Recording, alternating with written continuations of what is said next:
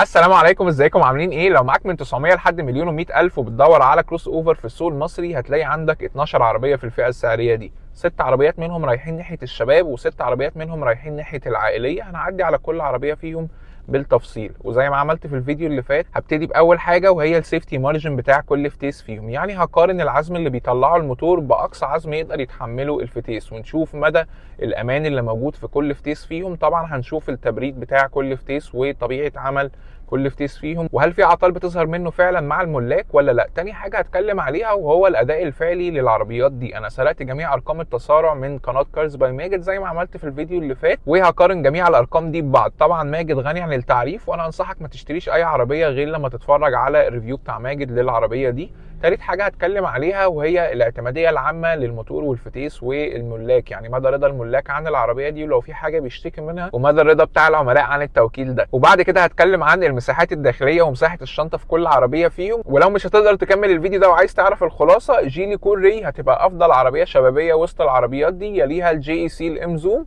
وهتلاقي التيجو 8 هي افضل عربيه عائليه ب7 كراسي موجوده في الفئه السعريه دي. فهي دي الخلاصه بتاعت الفيديو، ولكن خلينا بقى نتكلم بالتفصيل وليه انا مرشح العربيات دي هي افضل عربيه للشباب ودي افضل عربيه للعائليه. طيب خلينا نبتدي باول عربيه معانا النهارده وهي الجيلي الكوري. العربيه دي بتتميز ان هي بتقدم اسرع اداء في وسط الفئه دي كلها. الموتور بتاعها كان في الاول 3 سلندر وكان الاداء بتاعه كويس، ولكن كان موجود فيه الاهتزازات اللي موجوده في اي موتور 3 سلندر، ولكن العربيه دلوقتي بقت بتنزل بموتور 4 سلندر وبيقدم اداء زي ما قلت لكم ممتاز جدا. تاني حاجه العربيه كان بيحصل فيها مشاكل في الدهان والتقفيل والكلام ده. المفروض على كلام التوكيل ان الدهان اتعدل بتاع العربيه وما بقاش بيحصل فيها المشاكل دي. ومفيش حد بلغ من الملاك يعني ان الدهان بتاع العربيه اللي بتتقفل في مصر حاليا بيحصل فيه مشاكل. طيب العربيه دي بقت بتطلع 174 حصان و290 نيوتن متر عزم. اقصى عزم يقدر يتحمله الفتيس هو 330 نيوتن متر، فعندنا فرق 40 نيوتن متر زياده، وانا شايف ان الفتيس ده مبلل وما حصلش منه اي مشاكل. والمشكله الثانيه اللي ظهرت في العربيه دي ان الازاز بتاعها بيبوظ، ساعات بيحصل فيه مشاكل وتلاقي الازاز وقع لوحده، ولكن التوكيل بيغير الموضوع ده في الضمان، فلازم تبقى عارف المشكله دي. كمان هتحس في العربيه دي ان العفشه ناشفه شويه والرؤيه الخلفيه مش احسن حاجه، وبرده تعامل العربيه مع مطبات الهواء مش احسن حاجه، ولا الفرامل تماتش الاداء بتاع الموتور ده. فتبقى واخد بالك ان العربيه بتحاول تبقى رياضيه ولكن هي فعلا مش رياضيه. يعني ما ينفعش ان انت تعمل بيها حاجات متخلفه. برضو هي في الاول وفي الاخر كروس اوفر وعاليه عن الارض، فتبقى واخد بالك من النقطه دي. ولكن من ناحيه القيمه مقابل السعر والكماليات والاداء الكويس، انا شايف ان العربيه دي ممتازه وبتحقق باكج حلوه جدا. يليها على طول الجي اي سي الام زوم. خلينا نتكلم بقى عن الجي اي سي الام زوم، هي تاني عربيه بتيجي بعدها في التسارع، وانا شايف ان هي بتقدم مستوى شياكه اعلى شويه. ولكن تعقيبي عليها في حاجتين مهمين: الشكل اللي هو معمول 3 دي برينتد ده صعب جدا على السمكريه، وانا شايف ان هو يعني ممكن يقدم، مش شايف ان هو يعمر قوي او مش بيناسب كل الناس. فالشكل بتاعها ممكن يناسب اذواق وممكن ما يناسبش اذواق تانية. الموتور بتاعها بيتقدم بتكنولوجيا كويسه جدا وهو ووتر كولد. التبريد بتاعه مختلف عن تبريد المواتير العاديه، يعني التبريد بتاعه سبورتي شويه، فمش اي حد برضو يشتغل في دوره التبريد دي طبعا حاجه بيزك، ولكن بس تبقى فاهم ان مش اي حد يشتغل بره التوكيل في العربيه دي، لازم يكون فاهم في دورة التبريد بتاعتها كويس. طيب هتلاقي ان الام زوم بتطلع 177 حصان و270 نيوتن متر عزم، واقصى عزم بيتحمله الفتيس في العربيات دي هو 300 نيوتن متر. طبعا المارجن مش كبير، ولكن الشركة مبلغة ان هو حاطين تورك ليميت على الفتيس في العربية دي بالتحديد. يعني الفتيس بيحمي نفسه، فانت مش هتلاقي العزم كله بيطلع غير على السرعات العاليه. تسارع العربيه دي ممتاز على السرعات البطيئه وممتاز قوي على السرعات العاليه، فاداء الموتور ما بيوقعش يعني في اي رينج. وهتلاقي التسارع بتاع 8.65، وانا شايف ان هو ما دام تحت التسعه انا شايف برضو ان العربيه سريعه جدا، وكمان يعني بعد ال100 انا شايف ان هي توصل لسرعات عاليه جدا. كمان العربيه دي بتقدم مستوى مساحات داخليه اوسع من الجيلي كوري بشويه. يعني الجيلي كوري تاخد 7 من 10، العربيه الام زوم تاخد 8 من 10 في المساحات.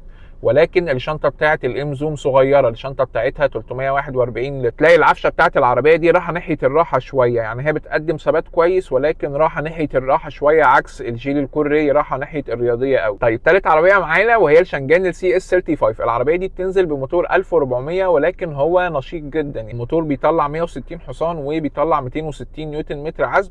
فانا شايف ان الارقام دي كويسه، ولكن هم مطلعين اخر الموتور الصراحه. هنيجي نبص على الفتيس هنلاقيه بيستحمل لحد 300 نيوتن متر عزم، فده فرق 40 نيوتن متر. فانا شايف ان الفتيس مناسب جدا مع العربيه دي، والعربيه دي اتجربت مع ناس كتير وما عملتش مشاكل. بس ولكن هتلاحظ ان ماجد مثلا جرب العربيه دي بعد سنه، ممكن فعلا تكون العربيه دي فيها مشاكل، ولكن لقى ان العربيه دي بتقدم تسارع اقل بكتير من اللي كانت بتقدمه قبل كده. ده راجع لايه؟ لان انا اعتقد ان العربيه محتاجه اهتمام كبير جدا بكل حاجه موجوده فيها، لان كل ما بتضغط على الموتور وبتطلع هورس باور اعلى، الموتور بيحتاج منك اهتمام اكتر وبنزين انضف والكلام ده. طيب العربيه دي لما باجي تجربها وهي جديده عملت تسارع في 9.2 ثانيه، وده كويس جدا، ولكن العربيه عملت تسارع اكتر من 10 ثواني ونص بعد سنه من استخدامها.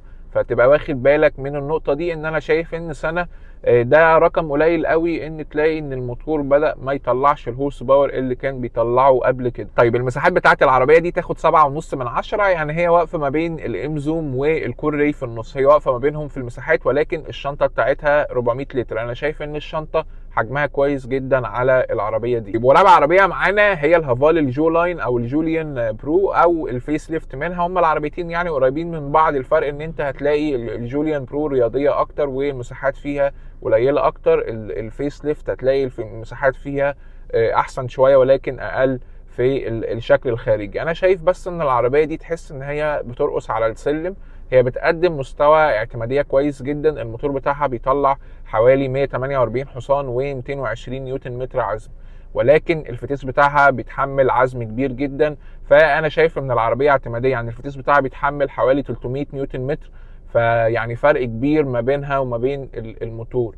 ولكن اداء الموتور بتاعها مش احسن حاجه، هتلاقي ان العربيه برضو استهلاك البنزين بتاعها مش احسن حاجه، يعني استهلاك البنزين في الثلاث عربيات اللي انا اتكلمت عنهم قبل كده كويس على حجم العربيات دي، لكن استهلاك البنزين في العربيه دي زياده شويه، وانا شايف ان هي برضو غاليه شويه. لو جيت هتقارن مثلا العربيه دي بالسو ايست الاس 05، ولكن هتكلم عنها في الجزء الثاني من الفيديو ده، هتلاقي ان السو ايست الاس 05 هي اقل منها كعربيه، ولكن اقل منها كمان في الفلوس بكتير قوي، فبتقدم تقريبا 99% من اللي بتقدمه الهافال الجو لاين او الجوليان. فانا شايف ان الموضوع ان العربيه بس محتاجه ان هي ترخص، الاسعار بتاعتها تتعدل شويه. بالنسبه لمستوى التسارع بتاع العربيه دي، فالعربيه عملت مع ماجد 11 ثانيه و3 انا شايف ان العربيه كده التسارع بتاعها بطيء جدا، ما يعتبرش موتور تربو اصلا. وكمان في الثبات العربيه دي هتيجي بعد الشانجان السي اس 35 والجي سي الام زوم وطبعا الجيلي الكوري، فانا شايف ان هي مش متميزه، غير طبعا في